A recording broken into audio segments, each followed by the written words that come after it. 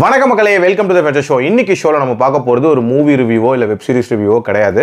ஒரு ஃபேமஸான ஷோல டிஸ்கஸ் பண்ணப்பட்ட ஒரு இன்ட்ரெஸ்டிங்கான டாபிக்கை பத்திய நம்மளோட வியூ அப்படின்னே சொல்லலாம். அதாவது நீயா நானால பாத்தீங்கன்னா சினிமா ரசிகர்கள் வெர்சஸ் விமர்சகர்கள் அப்படின்ற மாதிரியான ஒரு டாபிக்கை பத்தி பேசியிருந்தாங்க.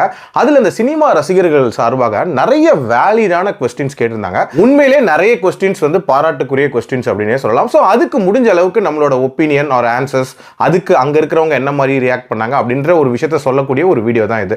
ஸோ ஃபர்ஸ்ட் கொஸ்டின் என்ன அப்படின்னா, உங்களுக்கு என்ன தகுதி இருக்கு இந்த மூவியை ரிவ்யூ பண்ண அப்படின்ற மாதிரியான ஒரு ஸ்ட்ரெயிட் ஃபார்வர்ட் கொஸ்டினை கேட்டாங்க. கண்டிப்பா ஒரு வேலிடான கொஸ்டின் தான். பட் அதுக்கு என்னோட பதில் என்ன அப்படின்னு கேட்டீங்கன்னா, ஒரு மூவியை நீங்க யாருக்காக எடுக்கிறீங்க? ஒரு ரசிகன், அதுவும் அந்த ரசிகனுக்கு ஏதாவது ஒரு நாலேஜ் இருந்தால் தான் இந்த படத்தை பார்க்கணும் அப்படின்ற மாதிரியான கண்டிஷன் சொல்றீங்களா?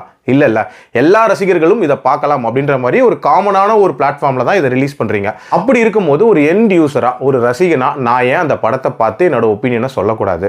அஃப்கோர்ஸ் ஒரு படத்தோட டெக்னிக்கல் ஆஸ்பெக்ட்ஸை பத்தி டீடைல்டா பேசணும் அப்படின்னா கண்டிப்பா அதுக்கு வந்து டெக்னிக்கல் நாலேஜ் தேவை. பட் ஒரு படத்தை, ஒரு அவுட்புட் ப்ராடக்ட்டை பார்க்கறதுக்கு எதுக்கு வந்து அந்த நாலேஜ் அப்படின்ற மாதிரியான ஒரு கேள்வி தான் எழுது. அடுத்ததா பார்த்தீங்கன்னா பெய்ட் ரிவ்யூஸ் அப்படின்ற ஒரு டாபிக், ரொம்ப ஒரு ஹாட்டான டாபிக். இந்த டாபிக் ஆரம்பிச்ச உடனே டக்குன்னு வந்து அபிஷேக் ராஜா உள்ள பூந்து இங்க பெய்ட் ரிவ்யூஸ் அப்படின்ற ஒரு கலாச்சாரமே கிடையாதுங்க அப்படின்ற மாதிரி ஆணித்தனமா சொல்றாரு. இது பெய்ட் ரிவ்யூஸ் கிடையாதா? பொய் சொல்லலாம், அதுக்குன்னு ஏக்கர் கணக்காவா சொல்றது அப்படின்ற மாதிரியான ஒரு ஃபீல் தான் இருந்துச்சு. இதுக்கு வந்து கல்லூர் ரகுமான் இருக்கார்ல, நம்ம செகண்ட் ஷோவை சேர்ந்தவர், அவர் வந்து நீட்டான ஒரு ரெஸ்பான்ஸ் ஒன்று கொடுத்திருப்பாரு. அவருக்கு நடந்த ஒரு இன்சிடென்ட் தான். போன வருஷம் வந்த ஒரு பெரிய ஹீரோவோட படத்துக்கு அவருக்கே ஒரு கால் வந்துச்சு. அதாவது 25,000 ரூபாய் தரோம், நீங்க பாசிட்டிவா மட்டும் சொல்லுங்கன்ட்டு. பட் அவர் அதை மறுத்துறாரு. அதுக்கப்புறம் அந்த படத்துக்கு 80% பாசிட்டிவ் ரிவ்யூஸ் வந்துச்சு அப்படின்னு சொல்றாரு. ஸோ இப்படி இருக்கும்போது பெய்ட் ரிவ்யூஸ் இல்லைன்னு சொல்றீங்களா? இதெல்லாம் கூட விட்டுருங்க. ஒரு காமன் ஆடியன்ஸாவே நமக்கே கிளீனா தெரியும் எத்தனை படங்களுக்கு வந்து பெய்ட் ரிவ்யூஸ் வருது அப்படின்றது. உதாரணத்துக்கு மர்மர் அப்படின்ற ஒரு படம், இன்ஸ்டா இன்ஃப்ளூயன்சர்ஸ் எவ்வளவு அந்த படத்தை தூக்கி நிப்பாட்டினாங்க. அந்த படத்தை காமன் ஆடியன்ஸா பார்த்துட்டு நமக்கு என்ன மாதிரியான ஒரு கடுப்பு இருந்துச்சு அப்படின்றது நம்ம எல்லாருக்குமே தெரியும். ஸோ இப்படி இருக்கும்போது நீங்க பெய்ட் ரிவ்யூஸே இல்லைங்கிறது நியாயமா அப்படின்ற ஒரு கேள்வி தான் இங்க வைக்க தோணுது. அடுத்ததா பாத்தீங்க அப்படின்னா இன்னொரு சூப்பரான கொஸ்டின். அதாவது ஒரு பெரிய ஹீரோவோட படம் வருதுன்னு வச்சுக்கோங்களேன், அந்த படத்துல விமர்சனம் அப்படின்றதையும் தாண்டி அந்த ஹீரோக்கு ஏன் துதி பாடுறீங்க அப்படின்ற மாதிரியான ஒரு கேள்வியை கேட்குறாங்க. ரொம்ப சிறப்பான ஒரு கேள்வி அப்படின்னே சொல்லுவேன். செருப்பால் அடிச்ச மாதிரி தான் இருந்துச்சு. அதுக்கு நம்ம பிரசாந்த் பதிலடி கொடுக்குறேன் அப்படின்ற பேர்ல ஒரு முரட்டு முட்டு ஒன்று கொடுத்துருப்பாரு. அதாவது அந்த ஹீரோ சினிமாவையும் தாண்டி நிறைய நல்ல விஷயங்கள் பண்ற, அப்படி அதை பத்திலாம் நான் பேசக்கூடாதா அப்படின்ற மாதிரி கேட்கிறாரு. நீ அதை பத்தி பேசுங்க, தப்பு இல்லை, அதுக்கு தனி வீடியோ ஒன்று போட்டு பேசுங்க. ஏன் ஒரு சினிமா விமர்சனத்துக்குள்ள அதை மிக்ஸ் பண்றீங்க? ஒரு படத்துல அவரை வந்து ஒரு ஹீரோவை மட்டும் பாருங்க. படத்துல நல்லா பண்ணியிருந்தா நல்லா பண்ணிருக்காருன்னு சொல்லுங்க, பண்ணலன்னு சொல்லுங்க. எதுக்கு வந்து அவருக்கு முட்டு கொடுக்கணும் அப்படின்ற ஒரு கேள்வி தான் கேட்டாங்க. அதுவும் ஒரு வேலிடான கேள்வியா தான் பட்டுச்சு. லாஸ்டா இன்னொரு முக்கியமான விஷயம் என்னன்னா கன்ஸ்ட்ரக்டிவ் கிரிட்டிசிசம்.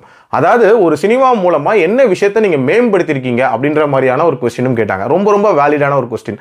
ஆனா அதுக்கு என்னோட பதில் என்னன்னா, சில வருஷங்களுக்கு முன்னாடி வந்த சினிமால இருந்த பொலிட்டிக்கல் கரெக்ட்னஸும் இப்ப இருக்கக்கூடிய அந்த பொலிட்டிக்கல் கரெக்ட்னஸ்க்குமான வித்தியாசம் அப்படின்றத நான் பதிலா சொல்லுவேன்.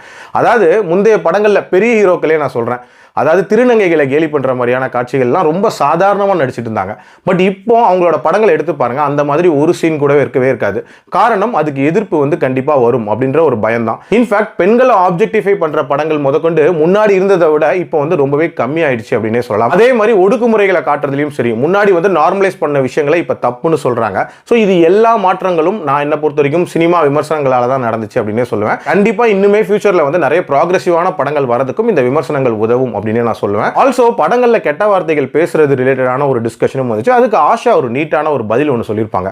அதாவது நீங்க பேசக்கூடிய கெட்ட வார்த்தைகள் எல்லாம் பெரும்பாலும் வந்து அந்த பெண்களை மட்டுமே ஆப்ஜெக்டிஃபை பண்ற மாதிரியான விஷயங்களா இருக்கு. அது ரொம்ப தவறான விஷயங்கள் அப்படின்றாங்க. அது கண்டிப்பா ஏத்துக்கிற ஒரு விஷயம் தான். பட் ஒரு படத்துல ஒரு கேரக்டர் அந்த எமோஷனா அந்த கெட்ட வார்த்தை பேசுறது கண்டிப்பா ஓகே தான். பட் அதை குளோரிஃபை பண்றது அப்படின்றது தான் கண்டிப்பா தப்பான ஒரு விஷயம். அதை பண்ணக்கூடாது அப்படின்றது தான் என்னோட ஒப்பீனியனும். ஓவரால் நிறைய இன்ட்ரெஸ்டிங்கான டிஸ்கஷன் இருந்த ஒரு ஷோ தான். இன்ஃபேக்ட் நிறைய நல்ல ரிவ்யூவர்ஸும் கலந்துருந்தாங்க, ஒரு சில ஃபேக் ரிவ்யூவர்ஸும் கலந்துருந்தாங்க. சிலருக்கு வந்து சான்ஸே கிடைக்காம கூட இருந்துச்சு. இதை பத்திய உங்களோட ஒப்பீனியன் என்ன அப்படின்றத கண்டிப்பா கமெண்ட்ல பதிவு பண்ணுங்க. மீண்டும் அடுத்த விமர்சனத்தில் சந்திக்கிறேன். நன்றி, வணக்கம்.